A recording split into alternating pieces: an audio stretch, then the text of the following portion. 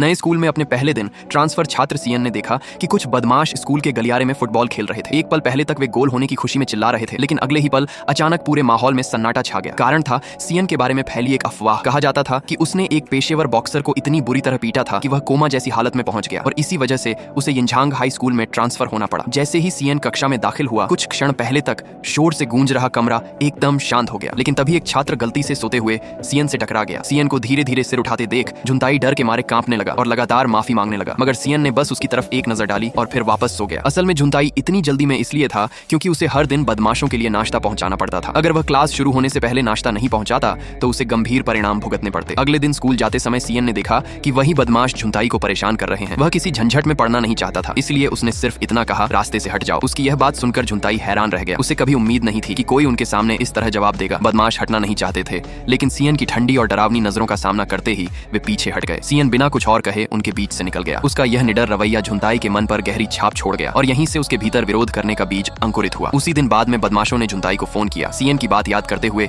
झुंताई ने एक चौंकाने वाला फैसला लिया। उसने उनका फोन काट दिया। ये पहली बार था जब उसने उनके खिलाफ आवाज उठाई थी। अगली सुबह झुंताई अकेले स्कूल के गो क्लब रूम में गया। वहां रखे सभी मोबाइल फोन उसने उठा लिए और एक एक करके उनके मालिकों की डेस्क पर वापस रख दिए। लेकिन जब सीएन की बारी आई तो उसने उसके लिए एक नोट छोड़ दिया जिसमें लिखा था कि वह नाश्ता जरूर खा लिया करे। जब अगले दिन सीएन स्कूल पहुंचा तो उसने सभी छात्रों को अपने खोए हुए फोन वापस मिलने की चर्चा करते सुना। वह हैरान था, लेकिन जैसे ही वह अपनी सीट पर पहुंचा उसकी नजर डेस्क पर रखे उस नोट पर पड़ी। दराज खोलते ही उसने देखा कि उसका फोन भी वहीं रखा हुआ है। उसी क्षण सीएन समझ गया कि यह सब झुंताई ने किया है। उसने धीरे धीरे झुंताई की तरफ देखा। वह समझ नहीं पा रहा था कि झुंताई ने इतना बड़ा जोखिम आखिर क्यों उठाया, क्योंकि ऐसा करने पर बदमाश उससे बेरहमी से बदला लेने वाले थे। जब बदमाशों को पता चला कि फोन गायब है तो उनका गुस्सा 7वें आसमान पर पहुंच गया। वे तुरंत अपने साथियों को लेकर वहां आ धमके और जोर जोर से झुंताई का नाम पुकारने लगे। झुंताई ने शांतिपूर्वक अपना चश्मा उतार कर रख दिया। फिर उसने ब्रेड का एक टुकड़ा निकाला और उसे अपने मुंह में दबा लिया, क्योंकि उसे अच्छी तरह पता था कि अब क्या होने वाला है। एक कठिन लड़ाई। वह हमेशा कमजोर रहा था और कभी विरोध करने की हिम्मत नहीं जुटा पाया था, लेकिन आज वह पूरी तरह बदला हुआ इंसान लग रहा था। हालांकि उसने पूरी ताकत से मुकाबला किया,